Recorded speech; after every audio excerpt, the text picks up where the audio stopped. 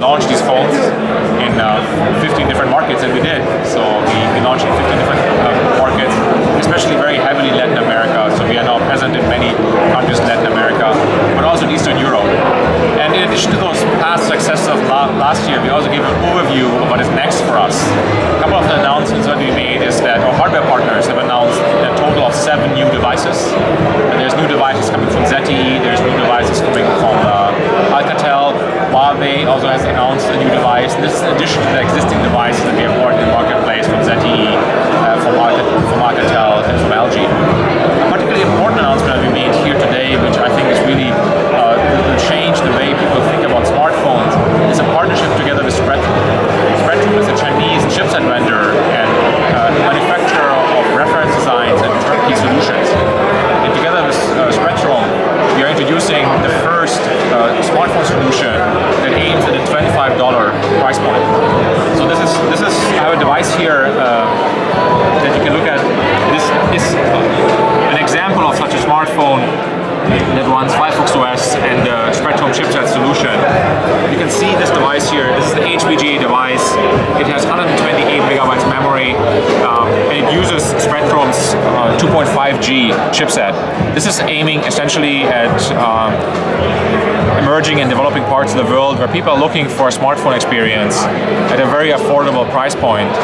And at this price point, around $25, really, there's currently nothing else in the smartphone category. The only alternative to this phone essentially are flip phones, like little candy bar phones with maybe a numeric keypad and a very small screen. So the first time we are bringing into this category of $25 or so a full smartphone experience with an HPGA screen, a full experience of the web, and everything that Firefox OS brings with it. And we believe this is very important to really make more parts of the world, make it possible for people to use a smartphone. And there's literally currently billions of people who will come online in the next couple of years. They're all looking for a very affordable smartphone, since something like an iPhone will simply not be affordable for many parts of the world. And that's exactly what Firefox OS aims at. Is this phone will make smartphones affordable to even larger parts of the world. Okay, and what is the focus Latin America? What is the reason? Yeah. Latin America is not just a coincidence for us. So it has been actually a focus for us very early on in the project. Telefonica was one of our very early partners in this project. And they joined us literally on day one of the project, right after we made the announcement that we want to build Firefox OS. Telefonica, of course, has a very strong presence in Latin America and a lot of experience with Latin America.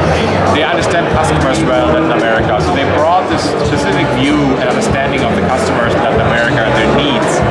We built this right in the DNA of Firefox OS.